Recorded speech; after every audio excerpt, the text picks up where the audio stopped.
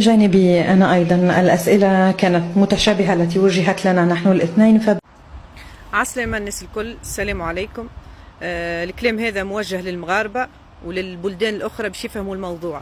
بالنسبة للقمة اللي صارت في تونس، راهي صارت دون لو طون في أوروبا، وراهو حضر إبراهيم الغالي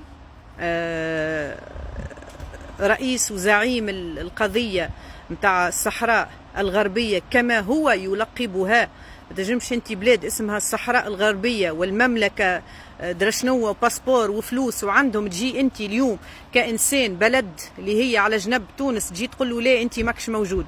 قضيته مطروحة عند الأمم المتحدة باهي، واليوم ألمانيا وزيرة الخارجية الألمانية بكل أريحية وبكل راحة تقول الصحراء الغربية لم تتكلم، وما صارتش الحملة اللي صارت في التيك توك، ما صارتش هتك الأعراض ولا السب ولا راهي. نقول لكم حاجة، نحيوا علينا الموضوع هذا. راهي تونس ما تجيش حتى واحد ينقص منها. تونس رايتها مرفوعة. تونس أول بلد تعترف بموريتانيا، أول بلد تلغي العبودية.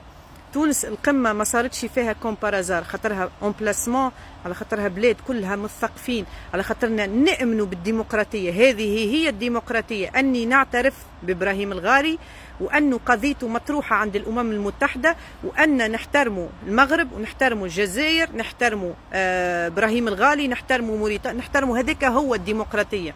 مش الديمقراطية اليوم نجي للتيك توك ونقول هيا نقطع العلاقات مع تونس وكذا.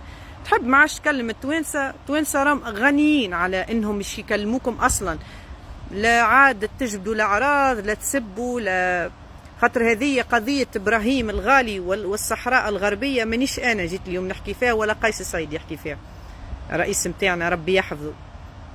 اليوم انتوما ملك وملك، حتى واحد مش بدلكم الملك متاعكم وربي يفضله لكم كل شيء. احنا اليوم عندنا رئيس معترف منتخب من الشعب التونسي، نحبوه. كي تشوفوا ما تشوفش رئيس، شوف بوك من الاخر بالكل. يعني خط احمر كما تقولوا انتم، خط احمر. عندك موضوع اطرحه عند الامم المتحدة، عندك كلمة تحب تقولها قولها قدام المانيا، الدب المعروفة في اوروبا.